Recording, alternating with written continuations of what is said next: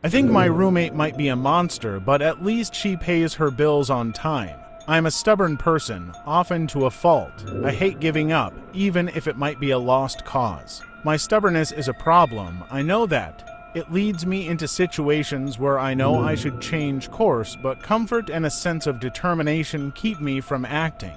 I try to be rational, and in cases where I am expected to believe the unbelievable, I have a hard time. Now I find myself in an impossible situation where I don't have a choice. I must acknowledge I am seeing what I am seeing, and I wish I wasn't because I don't know what to do now.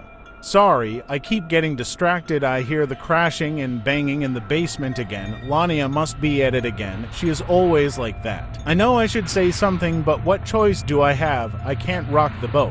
I need this house and her money, so I will do what I always do and ignore those sounds coming from the basement and the implications. Maybe I will talk to her tomorrow. I think I have to because the muffled sounds sound a little too human to ignore. But let me tell you how I got to this point, and you can decide for yourself what you might do in this sort of circumstance. It was about a year ago, and I found myself in a position I had been working towards for a while. I was finally confident that I would be able to buy a home. The market is rough now and I have a good job. With the crazy prices though, I thought it was unattainable, yet I had started looking all the same. I had contacted a real estate agent and had toured a few places. After a couple of months of no good options, I started to lose hope, but then I received a listing for the perfect house. My eyes lit up when I looked at the features and I was over the moon. The price seemed reasonable if a little high, but I was worried since I did not have much to put down and my credit was not the best. I was assured it was okay, and after getting qualified for the first mortgage I applied for, I finally signed on the dotted line and got the keys. I had done it and finally bought this place, my first home. I was so happy with the house, I loved it. Yet even then I found myself asking, could I really stay here? I wanted it to be my forever home. It is truly perfect. Yet I am terrified of the feeling of dread in the pit of my stomach, the creeping dread of pure evil. Yes, I was horrified. My interest rate was 9% on this house for a 30-year mortgage. I know. Right. I was so obsessed with the idea of owning my own home that I did not realize how much my actual payments would be at that high an interest rate, and I started to panic when I saw the huge cost. I figured I could maybe get a second job or try and get some overtime to compensate. I was just happy I had my house. That's all that mattered. The house was a gorgeous Victorian, over a century old but still in good shape. I was over the moon when I saw the place. It had everything I wanted, and I knew I would find a way to make the extreme cost work somehow. I didn't have much to move in and knew I would have to buy furniture as I went, but that didn't bother me.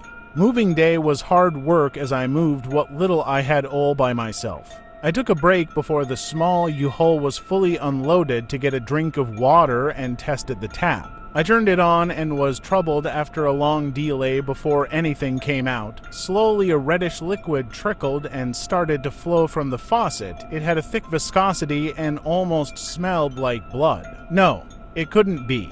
Must just be the pipes. I blinked and saw clear water flowing from the sink and brushed the crazy perception off. I returned back and forth several times as the afternoon drew on, carrying boxes and wishing I had called for some help moving after all. The house had its original hardwood floor from the looks of it, and I would be devastated if it was damaged. There was a sound of something crashing in the basement, and I winced at the thought of whatever had been broken down there. A lot of old antique dishware was down there from the previous owners, and though I was not likely to use it, I thought it might be valuable and I may even be able to sell it. Had I left something close to the shelves that fell and broke them, I went downstairs to check.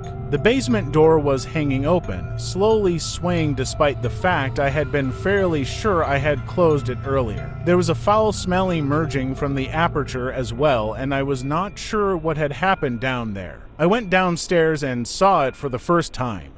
I gasped aloud as I looked at what was down there.